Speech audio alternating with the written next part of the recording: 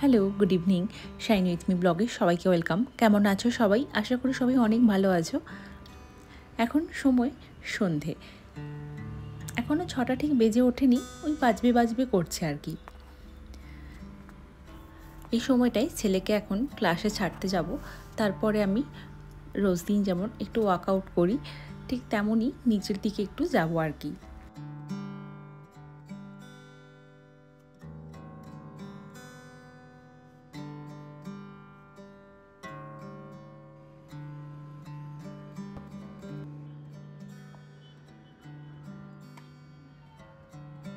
এখন বানাচ্ছি egg roll. ফ্রিজের মধ্যে আটা মাখা ছিল, তাই দিয়েই বানিয়েছি। আমি সাধারণত এগ রোল এভাবেই আটা দিয়েই বানিয়ে থাকি, ময়দার ব্যবহারটা একটু কমই। মাঝে মধ্যে খুবই এই ধরনের মুখরোচক কিছু খাবার খেতে বেশ ভাল লাগে এই সন্ধ্যের দিকটা।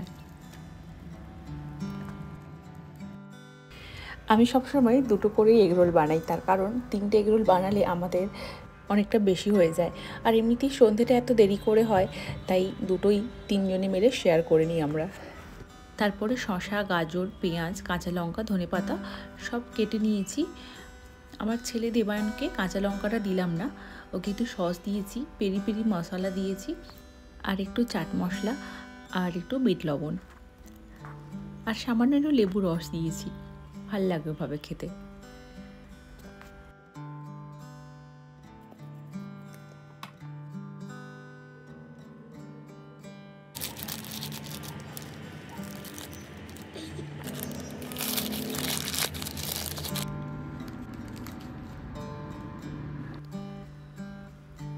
আর ফাইনালি আমার 1 কাপ চা।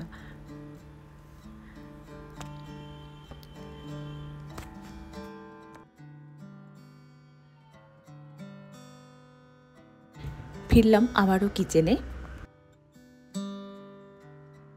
কিছুটা সময় এদিক ওদিক করে কাটলো। তারপরে রাতে ডিনার। আজকে ডিনারটা ভীষণই সিম্পল, নর্মাল ডাল ভাত। ওই ডাল ভাতের মধ্যে একটু নতুনত্ব আর কি। তাই প্রথমে মুসুর ডাল আর তুর ডাল আর একটু মুগ ডাল সব কিছু একসাথে নিয়ে নুন হলুদ দিয়ে সেদ্ধ করে নিলাম। কয়েকদিন আগে বাজার থেকে ছোট ছোট আলু নিয়ে আসা হয়েছিল। এই শীতের সিজনে এই ছোট ছোট আলুর দম খেতে খুব ভালো লাগে মটরশুঁটি দিয়ে, তাই না? তবে হ্যাঁ, এই আলুগুলো ওই আলু না, যেটা ওই দেশের বাড়ি থেকে দেখি নতুন আলু ছোট্ট ছোট্ট যে সাইজের পাওয়া যায়, সেগুলি কিন্তু বেশি ভালো লাগে খেতে। যাই হোক, তো অনেকটা রসুন আর পেঁয়াজ ভালো করে একদম ছোট ছোট করে চৌকো চৌকো স্টাইলে কেটে নিলাম। কারি পাতার গাছটা সবে নতুন তো, তাই পাতাগুলো তাও মাঝে মাঝে নেওয়া হয়, তবে এখন আমি একটু নিচ্ছি না, আর একটু নতুন করে ভালো করে পাতাটা হতে দিচ্ছি। আর এই কারি পাতাটা দোকান থেকেই কিনে আনা। চলো, সব কিছু কেটে নিয়েছি, টমেটো, কাঁচা লঙ্কা, আর ওদিকে ডালটাও খুব সুন্দর করে সেদ্ধ করে নিয়েছি। আর এই ডালটা না আমি এবারে দেশের বাড়ি থেকে নিয়ে এসেছিলাম। আমার যে কাকিমা শাশুড়ি আছে, উনি দিয়েছিলেন, ওনাদের বাড়িতে চাষ হয়। আর তাই জন্য যেহেতু দেশের একটা ডাল, তো কুকারে না খুব তাড়াতাড়ি গলে যায়। নর্মাল এখানকার ডাল হলে হয়তো আর একটু গোটা থাকলে ভালো হতো আর কি।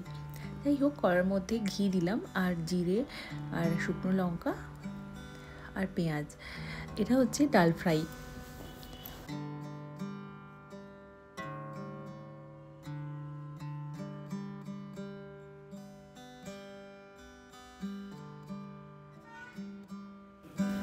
এই রান্নার রেসিপিটাও আমি শিখেছি আমার হাজব্যান্ডের থেকে। যখনই আমরা বাইরে কখনো খেতে যাই, প্রথমে কিছু স্টার্টার খাওয়ার পরে আমার হাজব্যান্ড সবসময় এই রেসিপিটাই অর্ডার করে, ডাল ফ্রাই জিরা রাইস। আমার তাই ইচ্ছে ছিল যে বাড়িতে এটা ট্রাই করার, মানে বাড়িতে বানানো শেখার। তো আমি অনেক কিছু দেখেছি, কিন্তু এই রান্নাটা আমার হাজব্যান্ডের পুরোটাই এক্সপেরিমেন্ট ছিল, তাই এটা কিন্তু বেশ ভালো লাগে খেতে। যাই হোক, মশলাগুলো মোটামুটি ভাজা হয়ে গেলে সামান্য একটু ডালের জল দিয়ে ভালো করে আরও সুন্দর করে কষিয়ে নিয়ে পুরো ডালটা ঢেলে দিলাম। তবে হ্যাঁ, আজকের ডালটা একটু বেশি সেদ্ধ হয়ে গিয়েছিল, আর একটু কম সেদ্ধ হলে ভালোই হতো। তবুও তো আমি আজকে সবথেকে কমই সিটি লাগিয়েছিলাম। আর কয়েকটা ছোট ছোট আলু সেদ্ধ বসিয়ে দিলাম কুকারে।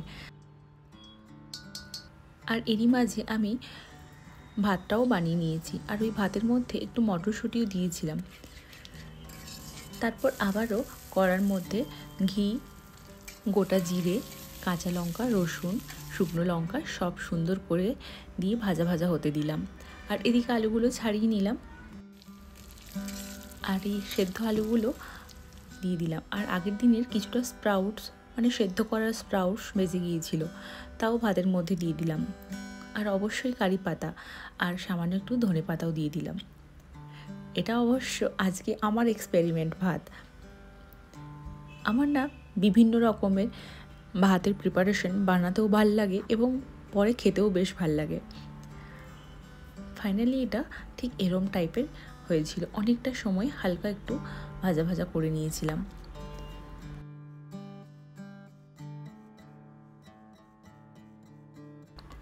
চলো সার্ভ করা যাক রাতের ডিনারটা। জাস্ট একবার ট্রাই করে তোমরা খেও, দারুণ লাগে কিন্তু খেতে। তবে এই ভাতটার সাথে আমি একদিন চিকেন বানিয়ে দেখবো কেমন লাগে। আই থিঙ্ক ভালোই লাগবে। নিয়ে নিলাম অল্প শশা। আজ এমনিতেই সন্ধ্যে থেকে এগরোল খাওয়া হয়েছিল, একটু হেভিই ছিল, তাই জন্য ভাবলাম একটু সামান্য অল্পর মধ্যেই হোক। পরে অবশ্য ফিল হচ্ছিল একটা পাঁপড় ভাজলে ভালো হতো, বাট আমি একেবারে ভুলে গিয়েছিলাম, আর শেষে আর ইচ্ছে হচ্ছিল না ভাজতে। যাই হোক, এই ছিল আমার রাতের ডিনার।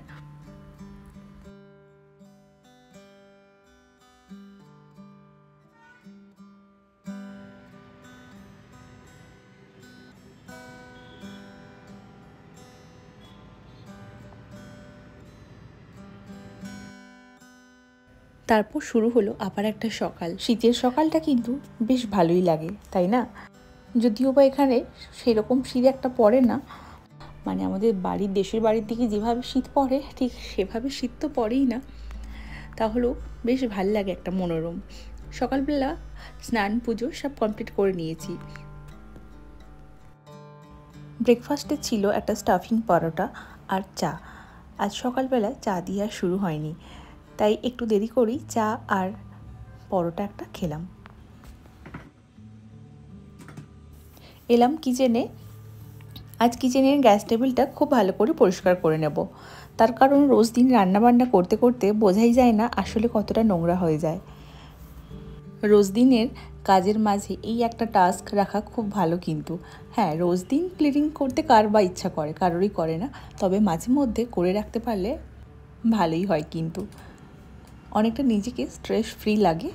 আর তাছাড়া রোজ দিনই তো আমরা নানা রকম বাড়ির এদিক ওদিক সেদিক নিয়ে ব্যস্তই থাকি, তার মাঝে মাঝে কিচেনটাও আমাদের তো রুটিনের মধ্যেই পড়ে পরিষ্কার করা। কিচেনটা দেখতে গেলে রোজ দিনই পরিষ্কার হয়, তার কারণ আমরা সারাক্ষণ কিচেনের মধ্যেই রান্নাবান্না করি, সারাদিনে 2বার 3বার যা নানা রকম খাবার দাবার সব কিছু বানাতে থাকি কিচেনের মধ্যে। আর তার মধ্যে যদি এই কিচেন টেবিলটা যদি সবসময় ভাবে ক্লাটার ফ্রি থাকে বা নিট অ্যান্ড ক্লিন, তাহলে তো রান্না করতে আরোই ভালো লাগবে, তাই নয় কি? চেষ্টা করি, যতটা পারি ততটুকুই করি আর কি। যাই হোক, আমার এক খুব ভালো বন্ধু, আগে অনেকটা কন্ট্যাক্ট ছিল, এখন অতটাও নেই, এখন মাঝে মাঝে কথা হয়। তো ও আমাকে সবসময় একটা কথা বলতো যে যখনই আমার বোরিং লাগবে, ইভেনচুয়ালি আমি খুব মাঝে মাঝেই কথাটা বলি যে খুব বোরিং লাগছে, কিছু ভালো লাগছে না। আর আগে তো আমি আরোই বলতাম এই কথাটা, তো সেই জন্য তখন আমায় একটা কথা সবসময় বলতো যে যখনই তোমার বোরিং লাগবে তুমি তখন সবসময় বাড়ির যে কোনো একটা পোর্শন নিয়ে পরিষ্কার করতে বসে যেও, দেখবে নিজেকে কত ভালো লাগবে, কত স্ট্রেস ফ্রি লাগবে। আমি এটা অ্যাপ্লাই করেছি অনেকবার, আর সত্যিই বেশ ভালো লাগে। তোমাদের ব্যাপারে কি মতামত জানিও কিন্তু আমায় প্লিজ।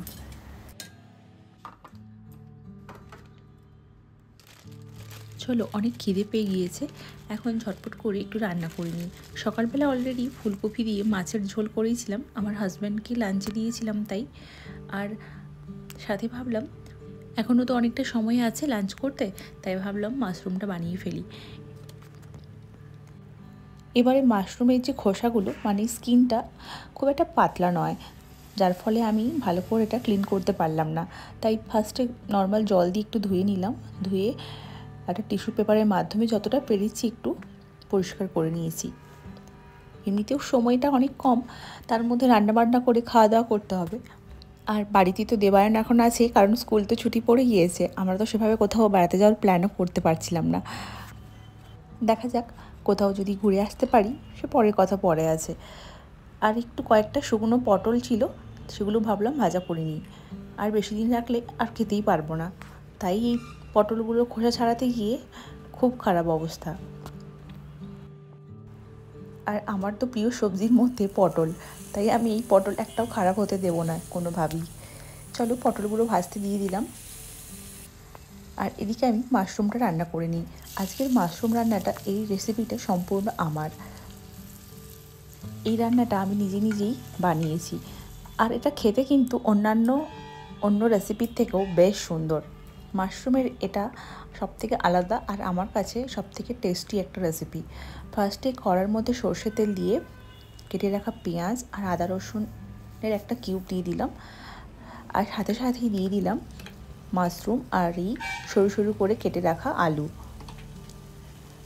আর কিন্তু কিছুই না, এভাবেই রান্নাটা হতে থাকবে। খুব ভালো করে সুন্দর করে আমি ভাজতে থাকবো মাশরুম এবং আলুটা। আর একটু দিয়েছি গোলমরিচের গুঁড়ো। এরপরে একটু কসুরি মেথি দিয়েছি। কসুরি মেথি শুকনো কড়ার মধ্যে হালকা ভাজা করে দিলেও বেশ ভালো লাগে, কিন্তু আজকে আর অত সময় নেই, অলরেডি দুটো প্রায় বাজতে যায়। যাই হোক, মাঝে মাঝে একটু আধটু লেট হতেই পারে, তবে হ্যাঁ, খুব একটা দেরি না করাই ভালো। এমনিতে আমি রোজ দিন দুটোর সময় লাঞ্চ করি, আর তাছাড়া মাঝে মাঝে আমার ছেলের জন্য একটু অপেক্ষা করি এক আধ দিন। তবে বেশিরভাগ সময় খেয়ে নেওয়াই ভালো, তাই না? সামনেই তো ক্রিসমাস আসছে, আর এমনিতেও সোফার কভারটা আমার খুব নোংরা হয়ে গিয়েছিল, তাই ওটাও আমি ধুতে দিয়েছিলাম।